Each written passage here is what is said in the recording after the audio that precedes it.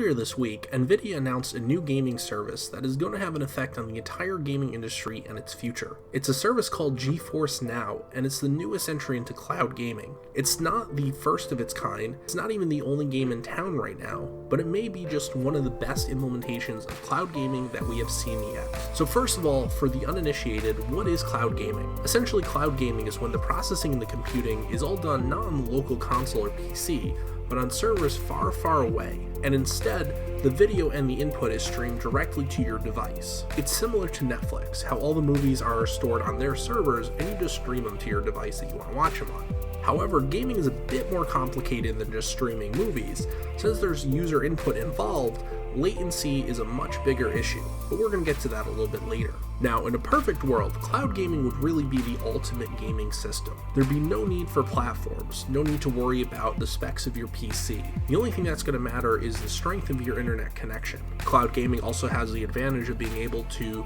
pretty much be streamed from any device available.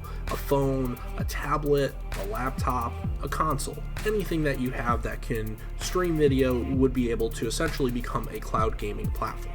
You also never would have to worry about the storage space on that platform itself.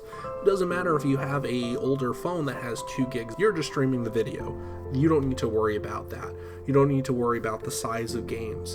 And that goes for developers as well. They don't have to worry about the storage space that their users are going to have. They don't have to worry about developing a game for multiple hardware sets. And it also eliminates the issue of piracy. Now, unfortunately, we do not live in a perfect world.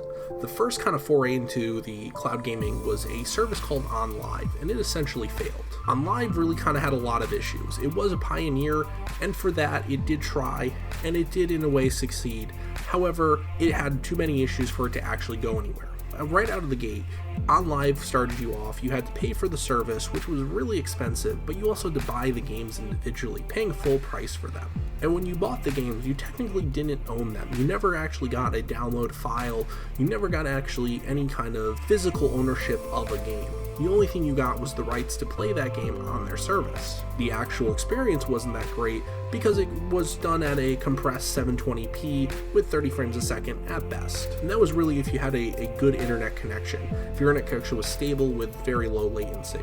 If your internet wasn't up to par, the experience was beyond poor. Now, before it did go the way of the dodo, ImLive managed to actually improve its quality tremendously. The actual video quality overall saw a giant bump up. It never went beyond 720p, but the actual compression kind of saw a giant improvement. They also offered a Netflix-like option where you got a subscription and access to a few games. Unfortunately for them, it was a little too late, and the service shut down as of April 2015. Now, as I said, even as it ultimately did fail, ImLive did show the potential for cloud gaming. Now, there have been a few other services that competed with ImLive and have come and gone throughout the years. PlayStation Now is really one of the only services currently available that is actually cloud gaming until the announcement of Geforce Now. Now, Nvidia has been doing the cloud gaming thing for a little bit of time now with their grid service, which felt more like a beta. This is the real deal. Geforce Now is an $8 a month subscription service that gets you access to a fairly healthy catalog of games, most that are going to stream at 1080p 60 frames a second, provided your internet connection is up to par. Now, not all the games are going to work at 60 frames a second, but most of them do. And that high frame rate does help alleviate issues with input lag. Latency was one of the bigger issues with ImLive and with cloud gaming in general.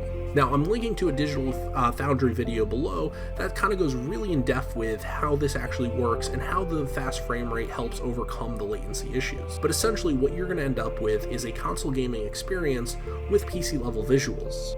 Now, unfortunately at this time, Geforce Now is limited to Nvidia Shield devices, similar to how PlayStation Now is limited to Sony devices. That is something that may be open to change in the future through an Android app perhaps. There's a few other issues with Geforce Now as well as it stands. As I said, not all the games are going to work at 60 frames a second, which can result in a fairly poor experience, as you'll see from the Digital Foundry video, particularly with the game The Witcher 3, which ran 30 frames a second or less, and Batman Arkham City, which saw some drops with poor frame pacing, which resulted in a choppy experience. One of the more positive things about Geforce Now is that subscription service does get you access to plenty of games to start with. However, there are a lot of games that you still need to actually buy and pay full price for, particularly the newer games. For instance, The Witcher 3 is one where you're going to pay $60 for The Witcher 3, and it brings in one of the problems with ImLive, which is who really has ownership of that game. Are you paying for the actual game itself, or are you just paying for it to be able to play it on the Nvidia Geforce Now streaming service? The problem is, if Geforce Now shuts down, let's say 3 years from now, are you completely out that $60 that you spent? You're left with nothing.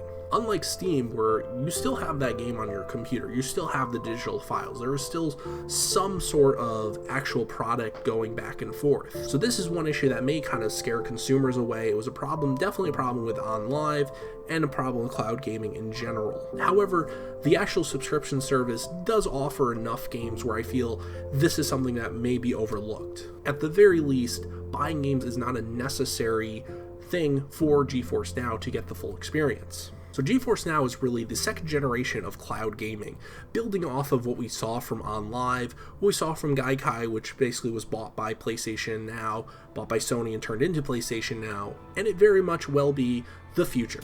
So thank you all for listening here. If you like what you heard, please subscribe below and always leave a comment. I want to know what you think.